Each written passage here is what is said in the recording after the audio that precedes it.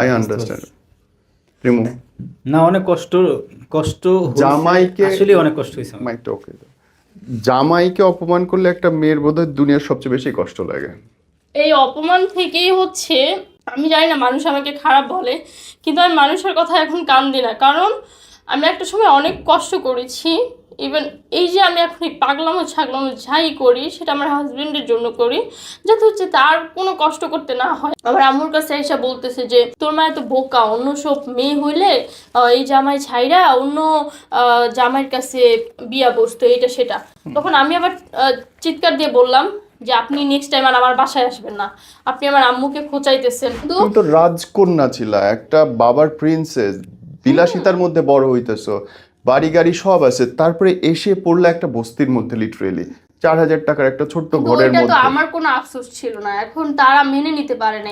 Literally ওইটুকু বাচ্চা নিয়ে জামাই নিয়ে রাস্তা। একদম নতুন হয়েছে তো। অনেক বড়লোক মানুষের কাছেও 500 টাকা হাওলাত চাইছে, তখন তারা দেয় নাই। আহারে মানে বাচ্চাটা না খায়। 4,000 টাকা বাসায় তখন থাকি, অনেকে আমাকে ফ্ল্যাটের অফার দিচ্ছে। আজকে মরলে কালকে আমি কবরে চলে যাব, তাই আমার লক্ষ্য একটাই যে ছেলেটার একটা কিছু হলে দেন হচ্ছে আমি সব কিছু বাদ দিয়ে দিব, ভালো হয়ে যাব, নামাজ রোজা পড়বো, মিডিয়াও ছেড়ে দিব, মিডিয়াতেও থাকবো না। সুমাইয়া রিমু এন্টারটেইনার, নায়িকা, গায়িকা, টিকটকার, সোশ্যাল ইনফ্লুয়েন্সার, বিজনেসম্যান, অনেক কিছু। কিন্তু এই মানুষটার হাজবেন্ড আসলে কেমন? অনেকে জিজ্ঞেস করেন যে উনি কি আসলে সানি লিওনির জামাই, অনেকে জিজ্ঞেস করেন যে বউ এত পাগলামি সহ্য করেন কেমন করে, অনেকে বলেন যে বউ এত এত মানুষের আকাঙ্ক্ষার সেই পুরুষটা আসলে কেমন হয়, বা তাদের লাইফটাই কেমন ছিল। That's the thing I wanted to know. তারপরে তারা সম্মতি দিয়েছেন এবং আমি অনেক কৃতজ্ঞ যে তারা দুজনই আজকে উপস্থিত আমাদের স্টুডিওতে। Thank you. And in a note আমি সবাইকে বলতে চাই, if you tell you story, আপনার ঘটনা বলতে চাইলে আমাদের স্ক্রলে দেখানো নম্বর আছে এবং ইমেল আইডি বা ফেসবুক ইনবক্সে লিখুন, আর ভিডিওটা শেয়ার করবেন, because it's Gaana be a big love story. এরকম পাগলা একটা বউ নিয়ে চলা তো খুব কঠিন। হাউ ইউ আর টলারেটিং, কেমনে সহ্য করেন কেমনে? আসলে প্রথম প্রথম অনেকটা খারাপ লাগতো, দেন আস্তে আস্তে বুঝলাম যে না, আসলে মানুষটা অনেক মজা দেয়। তো আমারও ভাল লাগে। পরে যখন কাজে যাই, কাজে গেলে ওর মনে পড়ে, ওর দুষ্টুমিগুলো মনে পড়ে অনেক। তারপর দিন ওরে ভাবি যে না, আসলে ওই ঠিক আছে। কারণ এটা এমন একটা মানসিক শান্তি, আসলে যার জীবনে না আসবে সে কখনো বুঝতে পারবে না। কিন্তু দুই একদিন শুনলে, দুই একদিন হয়তো শুনলে তার মন খারাপ লাগবে বা তার অশান্তি লাগবে, মনে হয় না দূর এটা গেলেই ভালো। কিন্তু না, আসলে ধৈর্যের একটা কথা আছে না, ধৈর্য হলে সব কিছুই মিষ্টি পাওয়া যায়। সবুরে লেওয়া ভালো। সবুরে লেয়া। মেওয়া ফলে, মেওয়া মানে পেয়ারা। আমি অনেক ধৈর্য ধরেছি, ধৈর্য ধরে দেখলাম যে না, আসলে এই এই পাগলটারে নিলেন কেমনে, আসলো কেমনে লাইফে, একদম ডে ওয়ান থেকে? প্রথম দেখা কই? প্রেমের বিয়ে তো না? প্রথম দেখা তো ফেসবুকে। কেমনে? আমাদের দেখাই হয় নাই তো। না, দেখা হয় না, ফেসবুকে মানে দেখা হয় না। দেখা করতে এসে ডিরেক্ট হচ্ছে বিয়ে করে ফেলেছি। ফেসবুকে পেয়ে মানে আসলে কি? ওর সাথে হবে আমার এটা কোনো ছিল না যে হয়েই যাবে। তবে টার্গেট ছিল যে না, ও এটারে আমি ওকে পটামো। যদি পাই তাহলে ওকে বিয়ে করবো ডাইরেক্ট। দুলা ভাই ইয়েটা আমাকে বলেন, প্রথম দেখলেন কেমনে? ফেসবুকে কেমনে কি হলো? ফেসবুকে ও আমাকে ফ্রেন্ড রিকোয়েস্ট পাঠায়, তারপরে দেন আমি accept করি। রিমু উল্টা না, আমি কেন পাঠাচ্ছি সেটা বলি, কারণ আমার সারা বাংলাদেশের মানুষ তোমার ইনবক্স ভর্তি করা, তুমি আর একটা বেগানা পুরুষকে পাঠাইলা। না, আমি সেটা বলি কারণ আমার হচ্ছে মিডিয়ায় কাজ করার ইচ্ছা ছিল, হ্যাঁ। আর নায়িকা হওয়ার প্রতি অনেক ঝোঁক ছিল। কারণ আগে তো মানুষ মিডিয়াকে অনেক মনে করতো, এখন তো কিছু না। হ্যাঁ। এখন তো যে পারতেছে, যেভাবে পারতেছে ওইভাবে মিডিয়ায় চলে আসতেছে। তখন তো মিডিয়ায় কাজ করাটা অনেক কিছু ছিল।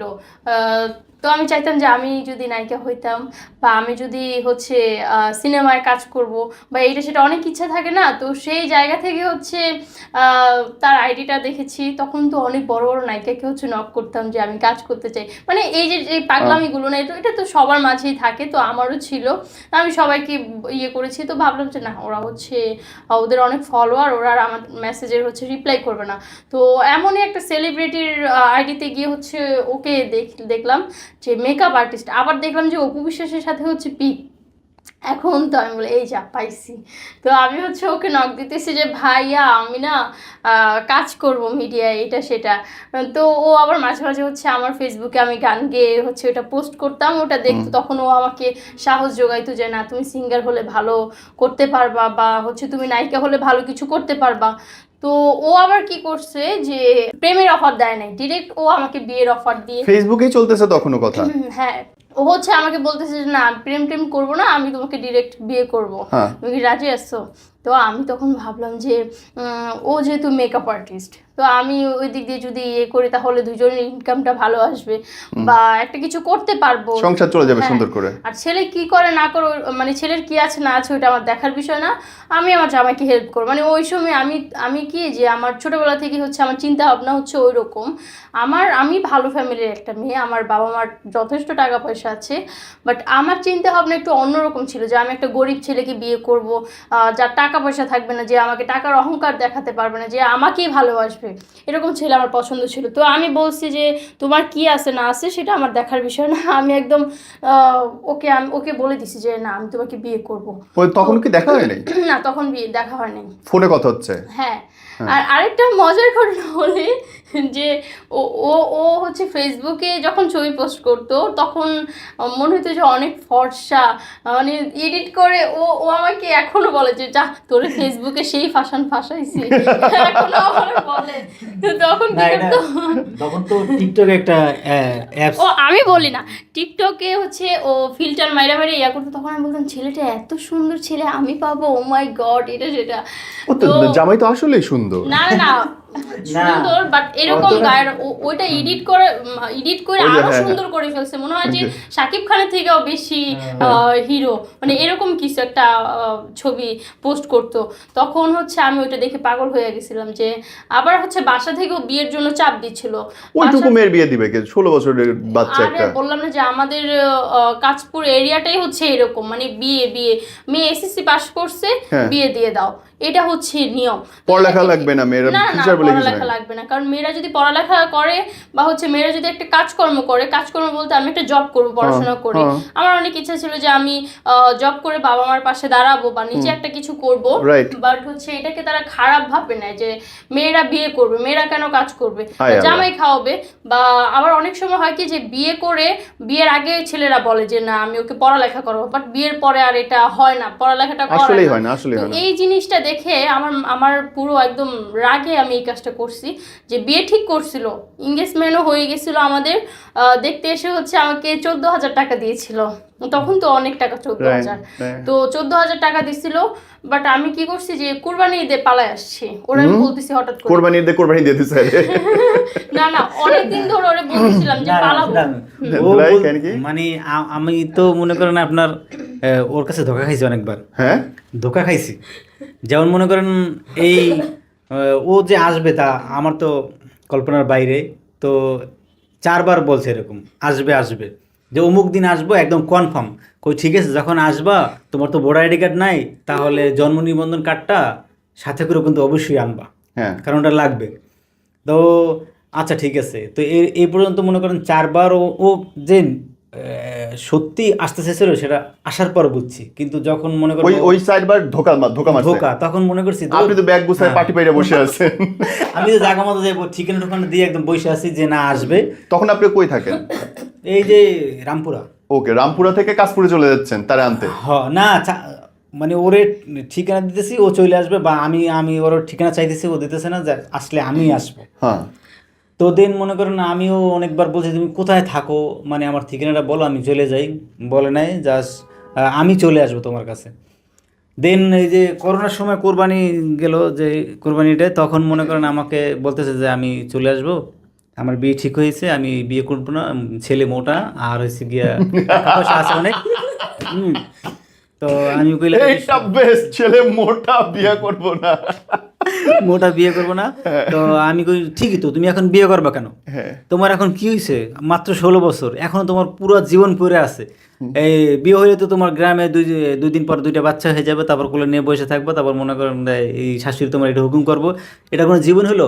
25 বছর তুমি বুড়ো হয়ে গেলা, তা তুমি আসো, তোমার লাইফটাও তুমি এনজয় করো, আর আমার স্বপ্নটা পূরণ হোক, আমি তোমাকে বিয়ে করতে চাই, আমার স্বপ্নটা তোমার। আর আমি তো কাউকে পছন্দ করিনি, তোমাকে পছন্দ করছি, যত ধরনের পড়ানো দরকার ছিল তত ধরনের সে পর্যন্ত পড়াইছি। তো বলে ঠিক আছে, তাহলে আমি আজকে 7টায় রওনা দেবো। হ্যাঁ, তা আমি কিছু ঠিক আছে, তুমি তাহলে হাতির ঝিল মধুবাগ। মধুবাগ চলে আসবা, হাতির ঝিল মধুবাগ চলে আসবা, ওখানে আমি থাকবো তোমার জন্য। তো আসে না অনেকক্ষণ ওয়েট করছি। তখন মনে করেন ও বলে কি যে আমি মৌচাক আছি। আমি মনে করছি এই মৌচাক তো এই, আমি দিই দৌড়, রিক্সা দিয়েছি 4 করে মৌচাক দৌড় দিছি। পরে বলে ওই মৌচাক না, মৌচাক হয়েছে ওই যে নারায়ণগঞ্জ মৌচাক নাকি। তো আবার রিটার্ন আবার আমি আমার জায়গায় চলে আসছি, বসে আছি ওখানে, বসে আছি।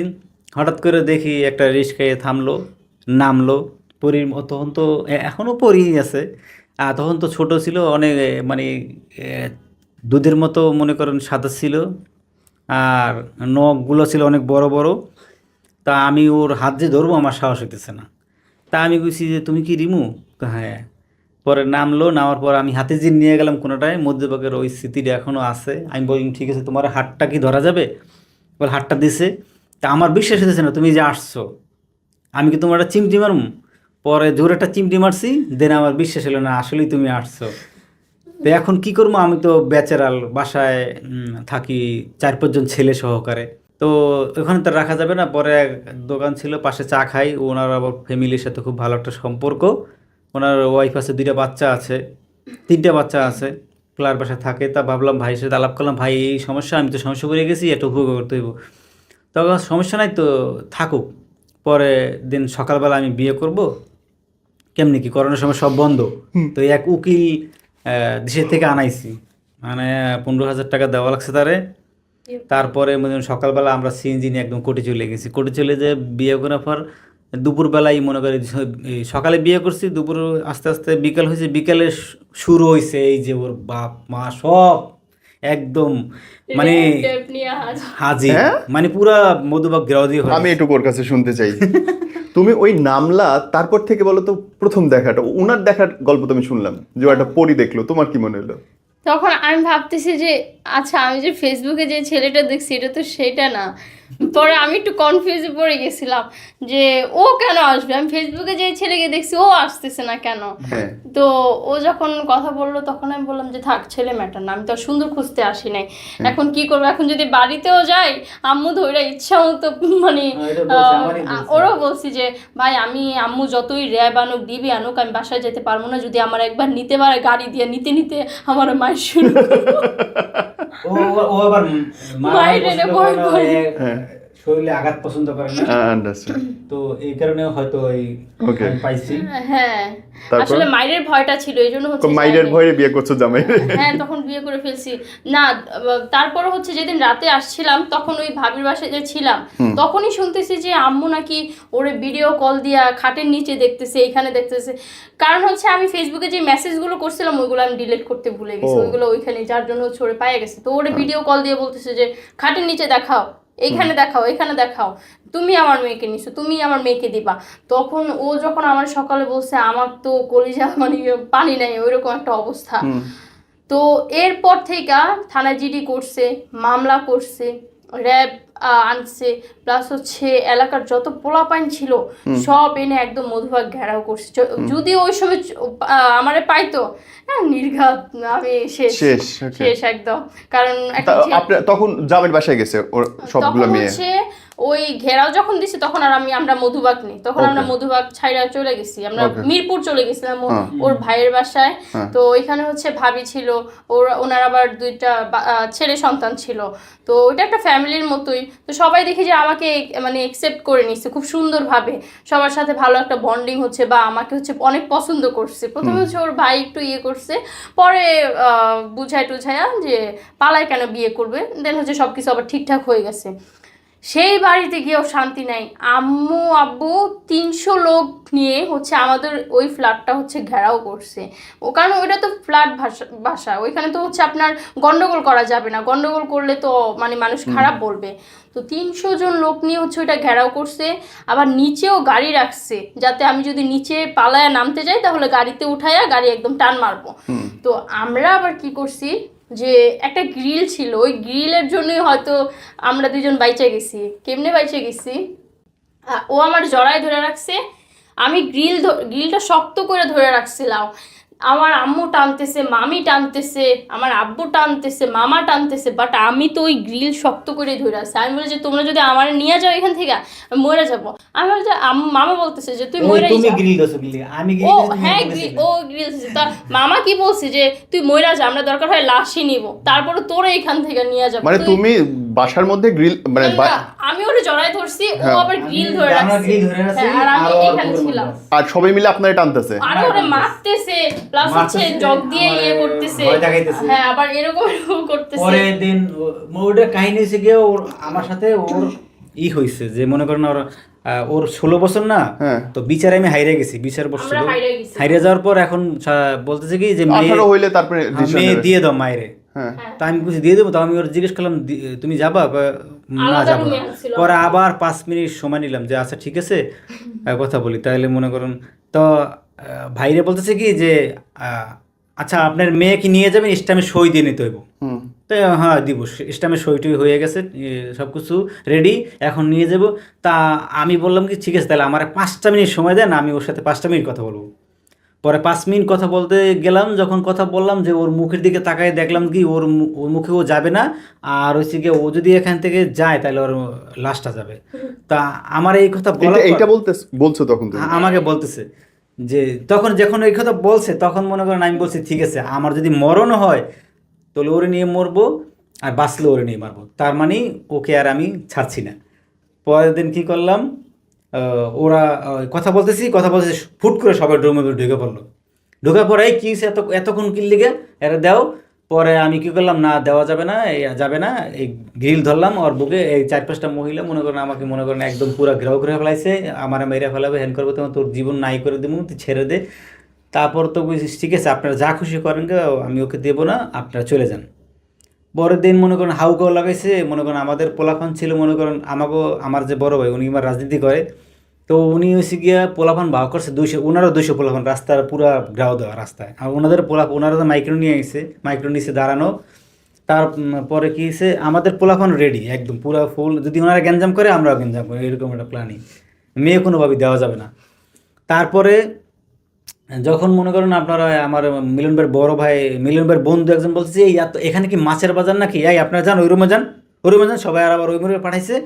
পাঠানোর পর ও কী করছে, দেশে দৌড় দিয়ে যদি ও নিচে নামতো না, ওই মাইক্রোবাসে উঠে টান দিত, কিন্তু ও বুদ্ধি করে মানে কী করছে, উপরে উঠছে, 5তলা বিল্ডিং তো, তা আমরা ছিলাম 2তলায়, ও উপরে উঠছে, ও কী করছে এরকম দরজা থাপড়াইতেছে, কেউ দরজা খুলে না, কেউ মানে দরজা এরকম খুলতেছে না। একটা মানে ওরা তো ভয় পাচ্ছে যে এখানে কোনো ঝামেলা এদিকে আবার আমরা ওর পিছ আমিও দৌড়িতেছি, তখন আবার আমাদের পিছনে আর একটা লোক, আবার ওই লোকটা আবার মনে করেন আমি মনে করছি কি যে ওদের লোক, তা আমি তো জানি না, মিলন ভাই তো অনেক পোলাফান আনছে, তাই আমাদেরই লোক, ওটা আবার আমাদেরই লোক। তো ওর তো আমার ভয় মানে আইসে পড়লো। পরে এক মহিলা দরজা খুলে দিচ্ছে 5তলায়, তো এ কী করছে আমাকে ভিতরে ঢুকাইলো। ওই ছেলে বলতেছে কি সমস্যা নাই, আমি আপনাদেরই লোক, আপনি যান ভিতরে যান, বসেন, আমি দেখছি। এদিকে তো ওর মা অজ্ঞান হয়ে গেছে সিন দেখে, রাত 3টে বাজে, তখন ওর মায়ের এই রাত 3টার সময় এত নাটক সিনেমা চলতেছে? 3টে বাজে ওর আম্মা বলতেছে, ওর আব্বু বলতেছে কি যে মেয়ে যাবে না তার জন্য কাইদা লাভ আছে, চল ওরে ঝাড়ি টেরে দিয়ে মনে করেন এই গাড়িটি নিয়ে সবাই মিলে চলে গেছে গা। দিন তারপরেও শান্তি আসে নাই। পরে অনেক দিন পর ওই যেমন আমাদের ছেলে হয়েছে, ছেলে হওয়ার পর দেন এইটা আমাকে বলো তো। ছেলেটাও বাধ্য হয়ে নিছি, কারণ মানে হচ্ছে এইটাই জিজ্ঞেস আমরা করতে একটু চাচ্ছি। ঘোরার সময় পাইনি, আমরা বিয়ের পর ঘোরার সময় পাইনি, কারণ অনেক ভয় ছিলাম। একটা আছে না যে আমরা যে রাস্তায় ঘুরতে বের হব, ওইখান থেকেও ওরা হচ্ছে কি বলে লোক লাগায় রাখছে, কারণ মিরপুরের আশেপাশে মনে হয় না যে এক পাশের আগে লোক ওইখান থেকে সরছে, কারণ লোক লাগাই রাখছে। তো ভাবলাম যে যদি ঘুরতে যাই জামাই নিয়া, তখন দেখা গেল যে 2জনের গাড়িতে উঠায় নিয়ে গিয়ে আমারে তো বাঁচাই দিও, কারণ আমি তো ওদের মেয়ে, আমার তো আর কিছু করতে পারবো না, ওর যদি একটা ক্ষতি করে ফেলায়। তো সবাই বুদ্ধি দিল যে একটা কাজ করো, একটা সন্তান নিয়ে নাও, তাইলে আর তোমাদের ইয়ে করবো না। তো আমি ভাবলাম যে আমি কেন সন্তান নিব না, আমি তো বিয়ে একটাই করব, বিয়ে একটা করছি একটাই, জামাই যদি মারে ধরে কাটে, কানা হোক লুলা হোক, একটা বিয়ে করছি মানে একটাই, আমি ছাড়বো না। তো আমি আবার কি করলাম যে ও আমাকে জিজ্ঞেস করলো যে তুমি কি নিবা, তোমার ইচ্ছা।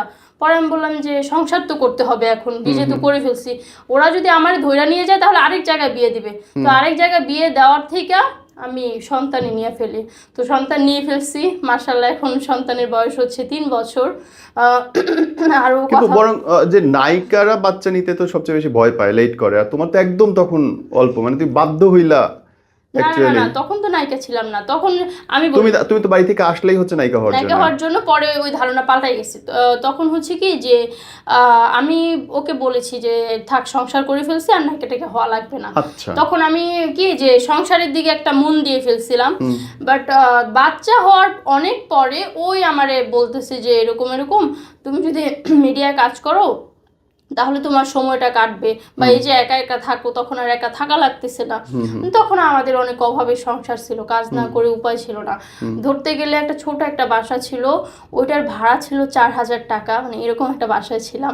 সবার সাথে রান্না করতে হইতো, সবার সাথে টয়লেট করতে হইতো, মানে আব্বু ছোট একটা যখন আসে তখন আব্বু বলতেছে যে আমি এখানে বসবো না, কি জায়গায় বিয়ে করছে, আমি তো ভালো একটা জায়গায় বিয়ে দিতে চাইছিলাম। মানে তখন এত ইগনোর করা হয়েছে যেটা বলার বাইরে। আর বাড়িতে বেড়াইতে গেলে হচ্ছে ওরা অনেক কথা শোনাইতো, প্লাস আই আন্ডারস্ট্যান্ড। রিমু, না, অনেক কষ্ট হয়েছে। জামাইকে আসলে অনেক কষ্ট হয়েছে আমার। মাইকটা ওকে। জামাইকে অপমান করলে একটা মেয়ের বোধহয় দুনিয়ার সবচেয়ে বেশি কষ্ট লাগে। এই অপমান থেকেই হচ্ছে, আমি জানি না মানুষ আমাকে খারাপ বলে, কিন্তু আমি মানুষের কথা এখন কান দিই না, কারণ আমি একটা সময় অনেক কষ্ট করেছি। ইভেন এই যে আমি এখন এই পাগলামো ছাগলামো যাই করি সেটা আমার হাজবেন্ডের জন্য করি, যাতে হচ্ছে তার কোনো কষ্ট করতে না হয়। আমি মানে যেদিন আমাকে আমার বাড়ির লোকজন আমাকে অনেক কথা শোনাইতো যে কি জামাই বিয়ে করছে, এটা সেটা, টাকা নেই পয়সা নাই, আইসা আমার কাছে গল্প শোনাইতো যে এর মেয়েকে স্বর্ণ দিছে, এর মেয়েকে এত বড় স্বর্ণ দিছে। মানে গ্রামের লোকগুলোই হচ্ছে আপনার একদম মার্কা মারা, মানে ওরা কাউকে শান্তিতে থাকতে দিবে না। একদিন আমি ঘুমায় আছি, আমার আম্মুর কাছে এসে বলতেছে যে তোর মা এত বোকা, অন্য সব মেয়ে হইলে এই জামাই ছাইরা অন্য জামাইয়ের কাছে বিয়া বসতো, এটা সেটা। তখন আমি আবার চিৎকার দিয়ে বললাম যে আপনি নেক্সট টাইম আর আমার বাসায় আসবেন না, আপনি আমার আম্মুকে খোঁচাইতেছেন, নেক্সট টাইম আর এটা করবেন না। মানে আমি তখন ঝগড়া লেগে যেতাম। কিন্তু এভাবে একজন দুইজনের সাথে ঝগড়া করা যায়, সবার সাথে তো আর ঝগড়া করা যায় না। এখন যখন আমাকে অফারটা দিল না, আমি সাথে সাথে রাজি হয়ে যাই যে না, আমি মিডিয়ায় কাজ করব, মিডিয়ায় যদি তুমি আমাকে কাজ না দাও আমি অন্য জায়গায় কাজ করব, কাজ করায় সবাইকে দেখায় দিব যে না, আমি ভুল মানুষকে বিয়ে করি নাই, আমি ঠিক মানুষকে বিয়ে করছি। রিমু কখনো খাবারের কষ্ট করছো বিয়ের পর? খাবারের কষ্ট তো অনেক, তখন ওরা আমি ভালোবাসতাম। এখন তো এইখানে খেতে যাই, ওইখানে খেতে যাই, তখন আমি ওর কাছে বড় জোর 1 প্লেট চটপটি খাইতে চাইতাম, এটা খাওয়াইলে হচ্ছে আমি অনেক খুশি হয়ে যেতাম, কারণ ওর কাছে তো টাকা পয়সা নেই। কখনো ওরে ওইরকমভাবে কিছু আবদার করি নাই, বা ওরে বলি না যে বড় কোনো রেস্টুরেন্টে নিয়ে যাও। আমি চাইতাম যে আমি টাকা আয় করবো, এটা সেটা। কোনো একটা মানুষ আমার জামাইরে কিচ্ছু বলতে পারবো না। এই যে এখন মানুষ আমার এত ব্যাড কমেন্ট করে, আমি কিন্তু এই কথা কানে নিই না, কারণ একটা সময় আমি অনেক কষ্ট করছি, তখন কিন্তু আমাকে কেউ দেখে নাই, কেউ খায়নি। এখন যখন আমি একটা ভালো পর্যায়ে আসতেছি, এখন কেন মানুষ আমাকে এই কথাগুলো বলবে? আর আমি হচ্ছে কি যে দুইটা পয়সা দিয়ে কেউ তোমার হেল্প করবে না, বাসা ভাড়া কেউ দিবে না। আমি বলি মিডিয়ায় জানে, মিডিয়ার মানুষ যে মনে করেন আপনার আমরা যখন আমাদের ছেলেটা হইলো তখন আমার 500 টাকা দিয়ে একটা দুধ কেনার ক্ষমতা ছিল না, তখন আমি চাইছি প্রায় 10 জনের মতো মানুষের কাছে চাইছি, মিডিয়ার মানুষের কাছে দিছে শোনা। মানে অনেক বড়লোক মানুষের কাছেও 500 টাকা হাওলাত চাইছে, তখন তারা দেয় নাই। আরে মানে বাচ্চাটা না খায়। মানে এরকম একটা ও মাই গড, সিচুয়েশন আই ছিল। আন্ডারস্ট্যান্ড। কিন্তু আমি এখন যাই করতেছি আমি আমার হাজবেন্ডের জন্য করতেছি, এটা সব ওর জন্য, যে ওরে কেউ অপমান করে কোনো কথা বলতে পারবে না। আর আমি সবসময় এই টাইপের মেয়ে ছিলাম যে ওরে যদি কেউ অপমান করে কথা বলতো আমার গায়ে লাগতো। এই যে মিডিয়ায় আসলাম, এত কিছু করতেছি, আর একটা কথা কি যে আমি ওরা অনেক ভালোবাসি। আমার এই মিডিয়ায় থাকা অবস্থায় যখন কষ্ট করতেছি, 4000 টাকা বাসায় তখন থাকি, অনেকে আমাকে ফ্ল্যাটের অফার দিছে, আমাকে বলে যে তুমি স্যামসাং ফোন চালাও, এই ফোনে চলা আছে, এটা সেটা, কত কথা রে ভাই। বলে যে আইফোন কিনে দিচ্ছি, তখন তো আইফোন 13 না 12 মনে হয় বের হয়েছে তখন, এটা কিনে দিচ্ছি, তুমি এটা কেন চালাচ্ছ? ভাই কোনো কিছুর দিকেই লোভ করি নেই, জাস্ট এই মানুষটার ভালোবাসছি যে আমার আইফোনের দরকার নাই, আমার আমার হচ্ছে যে এই ফোনই আমার শান্তি, আর আমি আমার জামাইয়ের সাথে থাকবো, এটাই আমার কাছে অনেক শান্তি। তো কোনো কিছুর দিকে এখনো যে মানুষ গিভ অ্যান্ড টেকের অফার করে, মিডিয়ায় কাজ করতে গেলে আছে না যে এই মেয়েটা কাজ করতে আসছে বা ছোট একটা মেয়ে, ওরে কেমনে আমি এই অফারগুলো করি, হয় কি যে অনেক অনেক ডিরেক্টর, সবার কথা বলতেছি না, আমি তো অনেকের কাজই এখন করতেছি, সেটা হচ্ছে হাজব্যান্ড নিয়ে করতেছি, ওর সাথে নিয়ে গিয়ে করতেছি। অনেক ডিরেক্টর কি করে, যদি শোনে যে হাজব্যান্ড সাথে যাবে, শালারা কাজই দিবে না, আপনার কাজ অফ। তারপর হচ্ছে আপনার কি হয় যে অফার আগে চড়ে করে, তো অফারে যদি রাজি না হয় তাহলে আর কাজই দেবে না, মানে ওই ওর ওর কাজ আমি লাইফে একটাও করতে পারবো না। তো এরকম সিন্ডিকেট করে যারা গিভ অ্যান্ড টেকে রাজি হয় তাকে নিয়ে মাসে 30 দিন কাজ করবে, যারা নাকি এগুলোতে রাজি হয় না তাদেরকে কাজ দিবে না, তাহলে আমরা কাজটা কোথা থেকে পাবো, আমাদেরকে কাজটা দিবে কে? তো এখন ওরা আমাদেরকে বলে যে এই যে এইগুলো করো, এগুলো ঠিক না, মিডিয়ায় ভালো ক্যারিয়ার করতে পারবে না, এগুলো তারা আমাদেরকে বলে। তো তাদেরকে একটা কথাই বলতে ইচ্ছে করতেছে যে আপনারা তো আমাদেরকে কাজ দিবেন না, আমরা যা করতেছি না করতেছি ওটা আপনাদের দেখার বিষয় না, আমরা আমাদের মতো এগোবো। আর হচ্ছে এই মানুষটারে ভালোবাসি, খালি মানুষ আমাকে বলে যে তুমি তো বুঝছি তুমি নায়িকা হলে, বড় নায়িকা হলে তোমার জামাইরে ছাইরা যাইবা, এটা সেটা। ওরেও বলে যে ভাই এই যে পাখি মনে উড়াল দিল, কাছের লোক আইসা ওরে বলে যে তোর এই যে বউর জন্য এত কষ্ট করতেছিস, বউ তো ছাইরা চলে যাবো, যখন বুড়া আঙ্গুল দেখাইবো তখন বুঝবা যে মজা কি। বাট আমি তাদেরকে একটা কথা বুঝাইতে পারতেছি না, যদি এই লোকটার আমার ছাড়ার ইচ্ছা থাকতো, আমি 5 বছর তার সাথে সংসার করতাম না, তার সন্তানের মা হইতাম না, ইভেন ছাড়ার ইচ্ছা থাকলে আমি তখনই ছাইরা যেতাম। এখন আমি আলহামদুলিল্লাহ অনেক ভালো অবস্থানে আছি, কিন্তু ছাড়লে তখনই ছেড়ে যেতাম, এখন না। তো এখন এই কথাগুলো মানুষ কেন বলে, এটাই আমার অনেক মেজাজ গরম হয়। তখন আমার কি মনে হয় যে যাক তোমরা বলতেছো না, আরও বেশি করে করবো, তখন এই জিটটা মাথার ভিতরে হচ্ছে আসে। তবে আমার লাইফটা হচ্ছে একটু অন্যভাবেই কাটছে। সবচেয়ে বেশি তো বোধ হয় হ্যারাসমেন্টের শিকার হইতে হয় নিজের ফ্যামিলি, বোন, চাস্তো বোন, খালাতো বোন, এদের কাছ থেকে। যখন টাকা পয়সা ছিল না তখন কাউকে কিছু কিনে দিতে পারতাম না বা একটা কথা বলতে পারতাম না, তখন আমি যে বড় মেয়ে, বাড়ির বড় মেয়ে, তখন ওইটা ধরা হইতো না, কারণ টাকা নাই তো। তখন এটা সবার ক্ষেত্রে দেখবেন যে টাকা পয়সা না থাকলে নিজের মাও হচ্ছে সন্তানকে চেনে না, আর আপনি টাকা পয়সা থাকলে দেখবেন আপনি যাকে জুতা দিয়ে বাড়ি মেরে তাড়াই দিছিলেন তারও আপনার কোলে নিতে ইচ্ছে করবে যে না টাকা পয়সা আছে, ওরে টান দিলে আমার কিছু লাভ আছে। তবে আমার মায়ের কথা আমি বলবো না, আমার মা হচ্ছে আমার অনেক হেল্প করছে, উনি যদি হেল্প না করতো আজকে হচ্ছে এই পর্যন্ত আসতে পারতাম না। উনি হেল্প বলতে হচ্ছে ওই হেল্প না, হেল্প বলতে হচ্ছে আমার ছেলেকে সেই দেখাশোনা করছে, এখনও দেখাশোনা করে। আমার ছেলেকে মনে হয় না যে আমার ছেলের একটা পটি আমি আমার হাত দিয়ে পরিষ্কার করছি। আমার আম্মু একদম সব কিছু, আমার একটা বোন আছে, আম্মু বোন ইভেন হচ্ছে আব্বু, ওরা সবাই হচ্ছে আমার ছেলেকে এখন অনেক আদর করে, আর আমাদেরকেও মেনে নিচ্ছে। শুরুতে কষ্ট হইতো না অনেক আব্বা আম্মার ছাড়া থাকতে?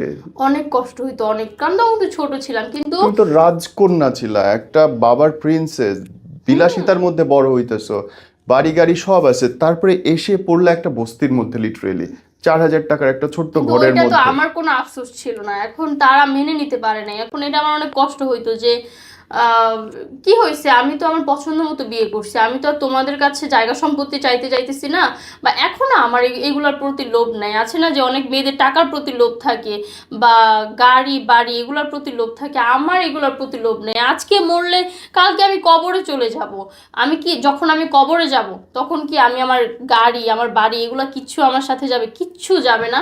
তাই আমার লক্ষ্য একটাই যে ছেলেটার একটা কিছু হলে দেন হচ্ছে আমি সব কিছু বাদ দিয়ে দিব, ভালো হয়ে যাব, নামাজ রোজা পড়বো, মিডিয়াও ছেড়ে দিব, মিডিয়াতেও থাকবো না।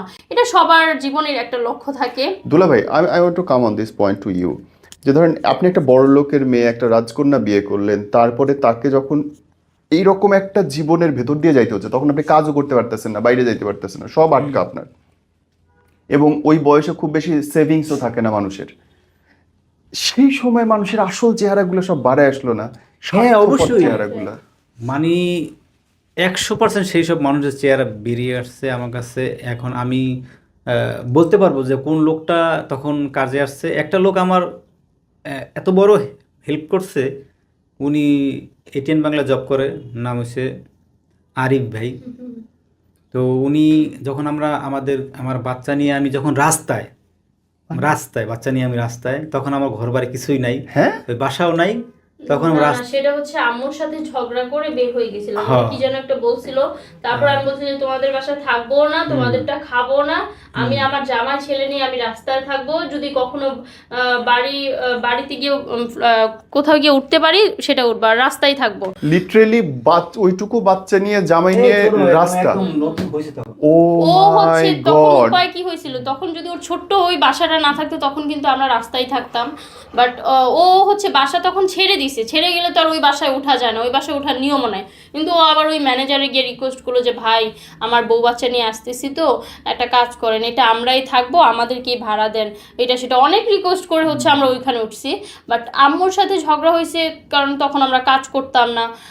একটু একটু কথা তো বলবে, কিন্তু ওইটা আবার আমি সহ্য করতে পারতাম না, কারণ আমি খুব জেদি, এখনো খুব জেদি। এই লোকটারে কেউ কিছু বললে আমি আগে থেকে এখনো যেটা, আগেও আমি ওইরকমই ছিলাম, আগে আরও বেশি ছিলাম। আগে যদি ওরে কেউ কিছু বলতো, মেসেঞ্জারে কেউ কিছু বললে আমি হচ্ছে গাইলাই টাইলে একদম রাখি না, যে আমার জামাইরে কেন বলবো, ও এখন আমার জামাই, আমার জামাইরে কেউ কিছু বলতে পারবো না, যেই বলবো তার একদম ছিঁড়া হয়ে গেলাম, এরকম একটা অবস্থা।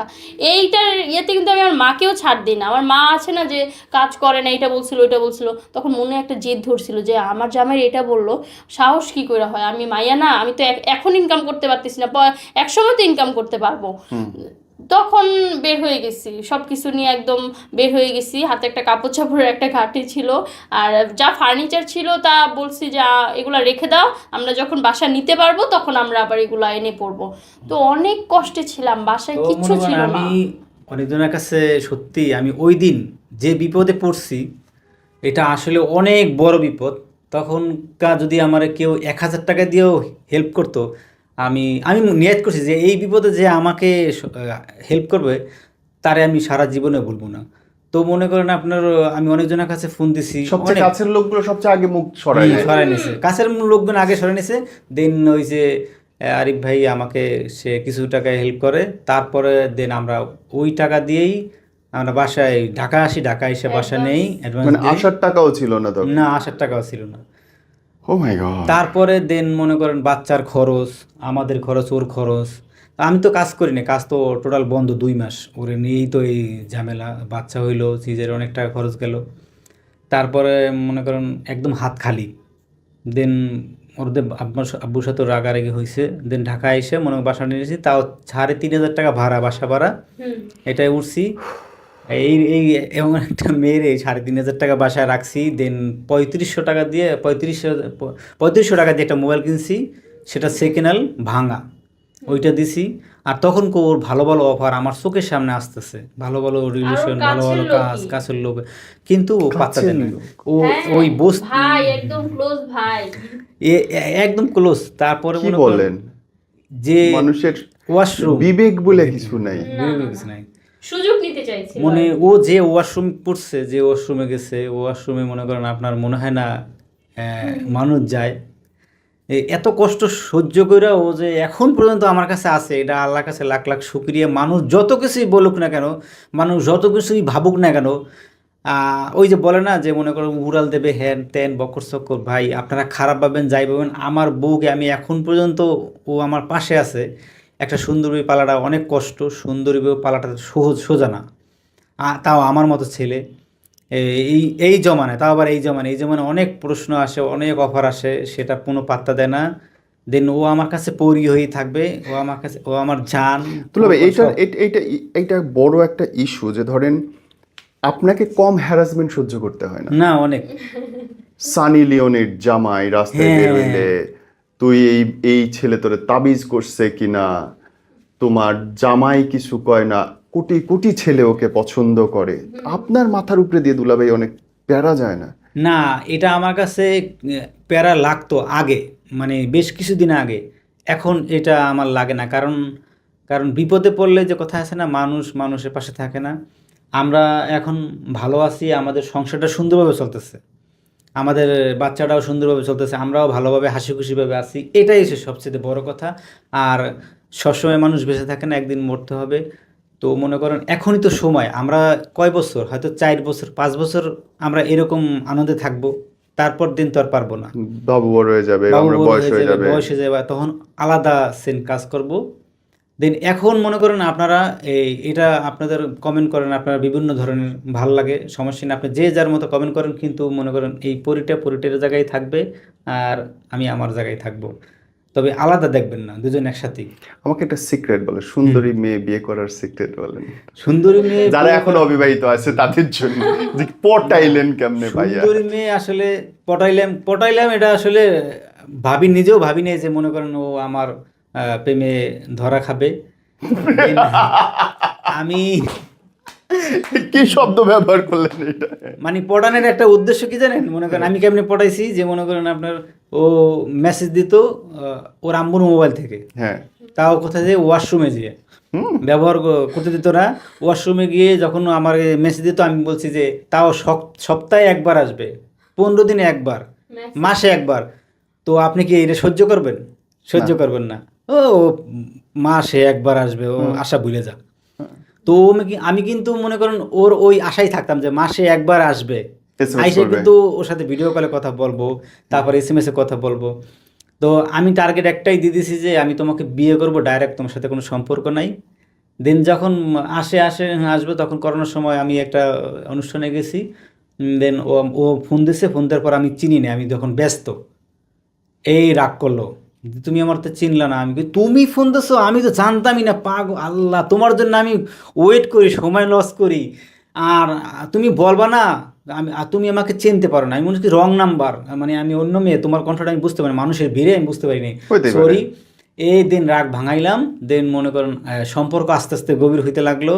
দেন যত ধরনের ভালোবাসার কথা বলা যায়, যত সুন্দর, যত মনে করেন নায়িকার লোকে বলা যায়, তোমাকে আমি নায়িকা বানাবো, তুমি ওই সরিষা খেতে, যে সরিষা খেত ফুইটা রয়েছে কত সুন্দর, সরিষা খেতে সকালবেলা কুয়াশার মধ্যে যায় গান করতেছে, মানে হিন্দি গান গাইতেছে। হিন্দি গানটা অনেক সুন্দর লাগে ওর মুখে, বাংলা গানটা হয়তো একটু খারাপ লাগবে, কিন্তু হিন্দি গান ও সুন্দর করে গাইতে পারে।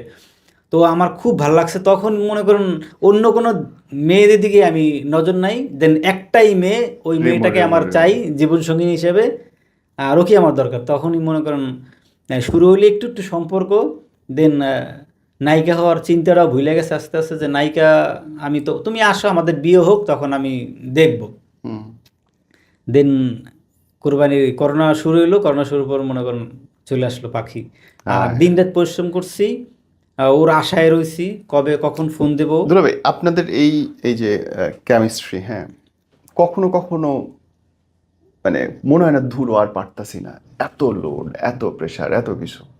না, তেমন কিছু মনে হয় না ভাই এবার আমি একটা কথা বলি, এটা কাদের ক্ষেত্রে হয়? যেসব মেয়েরা অল্পতে খুশি হয় না, যেসব মেয়েদের অনেক চাই, স্বামীর ইনকাম এতটুক, বাট তাদের এত বড় চাই, মানে এটা হচ্ছে তাদের ক্ষেত্রে হয়। বাট আমি তাকে কখনোই প্রেশার দিই না, আগে তার মানি ব্যাগ চেক করি, যদি কিছু খাইতে ইচ্ছা করে আগে হচ্ছে তার মানি ব্যাগ চেক করব, যদি দেখি যে না সে আমাকে আমার বিলটা দিতে পারবে, তখন হচ্ছে তার কাছে এই জিনিসটা আমি আবদার করি।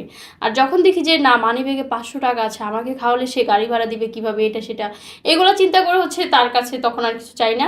তখন সে আমাকে না খাওয়াইলে না খাওয়ায়, কিন্তু ও আবার একটু অন্যরকম, ও রাস্তায় বের হলেই বলবে কি খাবা খাও। ওটা অনেক আগে থেকে, যখন বিয়ের প্রথম প্রথম টাকা ছিল না, তখন থেকে ওর এই অভ্যাসটা। তো আমি কি কখনই তার উপর প্রেশার হচ্ছে ক্রিয়েট করতাম না। আবার আমি বলি, এটা ওর বাসায়, ও যখন বাসায় ছিল, ওর আব্বু আম্মু সবসময় ওকে খাওয়ার উপর রাখছে। ওদের বাসায় আমার মনে হয় না কখনো গরু মাংস না ছিল, সব সময় গরু মাংস। আর আমি যতবার এই যে বেড়াইতে গেলাম, মানে ওদের বাড়িতে, গরু মাংস, মাছ, মুরগি সবসময় ভরপুর। আমরা খাওয়ার দিক দিয়ে মনে করেন একদম মনে করেন ফুতুর হয়ে যাবো, তারপর খাওয়া শেষ হবো না। তো সেক্ষেত্রে এই মানুষটারে যখন আমি বিয়ে করছি, মনে করেন 2 বছরে একটা বার গরু মাংস কিনি নাই, মানে কেনার ক্ষমতা হয় নাই। 2 বছরে ও বলছে যে তুমি আমার তো কখনো গরু মাংস কিনে খাওয়া নাই, যে গরু মাংস যে কিনবো 800 টাকা, মানে তখন ছিল 600 টাকা, এই 600 টাকা আমার কাছে ছিল না, তাহলে বুঝেন। My God. তো মনে করেন 600 টাকা দিয়ে যে গরু মাংস কিনবো ওই ক্ষমতাটা ছিল না। তারপরে মনে করেন এই যে ও এত কষ্ট করে আমার জীবনে রয়েছে, এটা সবচেয়ে বড় বিষয় না? এখন যদি মনে করেন ও আমার কাছে সামান্য এই নুডলস খাইতে চায়, বা চাউমিন খাইতে চায়, বা চিকেন খাইতে চায়, তখন আমি মনে হয় যে ওর আমার 60টা বিক্রি করে ওরে খাওয়াই দিই। তা ও মনে করেন এটা মনে করেন কোনো ব্যাপারই না। যদি মনে করেন আমার জমানো টাকাও থাকে, সেটা দিয়ে ওর শখ পূরণ করবো। কারণ একটা মেয়ে তার বাপ মার কাছ থেকে আমি নিয়ে আসছি শখের একটা মেয়ে, সবসময় খাওয়া দাওয়া এ বড় হয়েছে, তো ওরে খাওয়াইতে পারতেছি না আমি। তো এই জিনিসটা খুব খারাপ লাগতো। তখন মনে করেন আমি ওরে সবসময় যেটা খাইতে চাইছি আমি খাওয়াইছি, টাকা না থাকলেও আমি হাওলাত করে খাওয়াইছি। মানে হাওলাত যে করি নাই, মানে আমি করছি। তোমার আমাকে চোখে এখনো জল হ্যাঁ, আটকাছে, আমার কি মায়া না লাগতেছে জানো? ওরে ও অনেক কষ্টে মানুষ এসেছে, এটা আসলে মানুষ মানুষ বুঝতে দিই নাই আমি, মানুষকে আমি বুঝতে দিই নাই। নাও হাতে নাও, বিশ্বাস করো বোন, আমি এই অনুভূতিটা জানি। এরকম হয়েছে, খাবারের প্লেট আমার সামনে থেকে সরাই নেওয়া হয়েছে। টাকা না থাকলে যে মানুষের কি হয় না, আই হ্যাভ সিন ইট, এখন আমাদের 2টা টাকা আছে, আমরা আমার বাচ্চাটাও ভালো আছে, ও ভালো আই আছে, হ্যাভ আমি সিন এটা ইট। মানুষ সহ্য হয় না। সেই মানুষগুলো আমি বলতে এবং চাই, এই সময়ে যখন সব কিনতে পারি আমি, আমার কাছে বারে বারে ওই অনুভূতিগুলো টাচ করে, আমার ওই স্মৃতিগুলো ভাইসে ওঠে। আমি এখন সব পারি। মানে এখন যদি আরো কিছু থাকে, আরো টাকা পয়সার মালিক হয়ে যাই, ওইগুলোর কথা মনে পড়লে চোখে পানি এসে, যে এরকম একটা লাইফ কাটাইছি আমরা। আর ওই যে গরুর মাংসের কথা বললো, আমি এমন একটা মেয়ে ছিলাম যে রুই মাছের বড় মাথাটা সবসময় আমার লাগবে। আম্মু বাসায় রান্না করলে, আর হচ্ছে শুটকি, ছোট ছোট মাছ, এগুলো আমি খেতেই পারতাম না। মানে আম্মু এটা আবার বুঝতো, তো কি করতো, আব্বু সবসময় বাসায় ফ্রিজে গরুর মাংস এনে রেখে দিত, আম্মু একদিন রান্না করতো, ওইটা আবার ফ্রিজে ঢুকায় রাখতো, ওইটা একটু একটু করে গরম করে করে শুধু আমাকে দিত, কারণ আম্মু ওরা তো শুটকি টুটকি এগুলো খায়, এগুলো পছন্দ করে। আমি আর আমার আব্বুই ঘরের ভিতরে ছিলাম যারা হচ্ছে গরুর মাংস ছাড়া ভাতই খেতে পারতাম না, আমাদের 3 বেলায় গরুর মাংস লাগতো, এরকম একটা অবস্থা। তো এই এমন একটা মেয়েটা, মেয়ে হচ্ছে, ওর বাসা ওর কি বিয়ে করে 2 বছর টানা গরুর মাংস দিয়ে ভাত খাইনি। যে রেকর্ড আসলে এটা সত্যি কথা। একদম মানে এটা আমি নিজেও বিশ্বাস করি না। কেবলমাত্র আমার আম্মুর বাসায় যখন যাইতাম তখন খাওয়া হইতো। তো এর জন্য হচ্ছে বেশি বেশি করে বেড়াইতে যাইতাম। বাট হয়তো কি যে বেড়াইতে গিয়া মানুষ নানান কথা বলতো, যে গলায় স্বর্ণ নাই কেন, হাতে একটা আংটি নাই কেন, স্বর্ণের আংটি। এখন আমারও অনেকেই বলতো যে তোর হাতে এটা নাই কেন, ওইটা নাই কেন। দেখুন গ্রামের মানুষগুলো কিন্তু এরকম হয়। বাট আমি তাদের কথা শুনে কখনো আমার হাজবেন্ডকে চাপ দিই নাই যে আমাকে আংটি বানায় দাও, আমাকে চেন বানায় দাও। আমার কথা হচ্ছে একটাই, যখন আমার সামর্থ্য হবে তখন আমি আমার জামাইকে বলবো, তখন ওটা ওর কিনে দিতে হবে, তখন কিনে না দিলে তখন ওইটা দেখা যাবে। এখন আমার জামাইয়ের ইনকাম হচ্ছে, ও হচ্ছে প্রতিদিন 2,000 টাকা পাইতো, অ্যাসিস্ট্যান্টের বিল ছিল 500, আর 1500 ওর কাছে থাকতো। তো ওই টাকা দিয়ে কি ও সংসারই চালাবে, না আমাদের যে আদার্স খরচগুলো আছে ওইটাই ট্রু করবে। ট্রু। আর এখন ঢাকা শহর থাকতে গেলে যেই খরচ, মানে এই 2000-1500 কিছু হয় না। তো তখন হচ্ছে কি যে ওর ইনকাম হচ্ছে 1500, এখন আমি যদি স্বর্ণের একটা চেন দাবি করি তাহলে লোকটা কই যাবে, তাহলে আমি ওকে কেন বিয়ে করলাম? আমি যেহেতু এগুলা ছাড়া থাকতেই পারবো না, তাহলে ওরা আমি কেন বিয়ে করলাম? যেহেতু আমি সব দেখে শুনে বিয়ে করছি, আমার এগুলো সহ্য করতেই হবে। ইভেন হচ্ছে আমার বিশ্বাস ছিল যে একদিন না একদিন সফলতা আসবে। আর ইনশাল্লাহ আল্লাহর রহমতে এখন অনেক অনেক অনেক ভালো আছি, আর দুজন খুব হাসি খুশিভাবে হচ্ছে লাইফ কাটাচ্ছি। থ্যাংক ইউ দুলা ভাই, থ্যাংক ইউ রেমু। আমি অনেক খুশি হয়েছি অনেস্টলি, তোমার আমার গল্প অনেকটাই এক। আমি দুলা ভাই এই জীবন দেখছি, রিমু আমি এই জীবন দেখছি, আমি জানি মুদ্রার ওপিঠে কি আছে।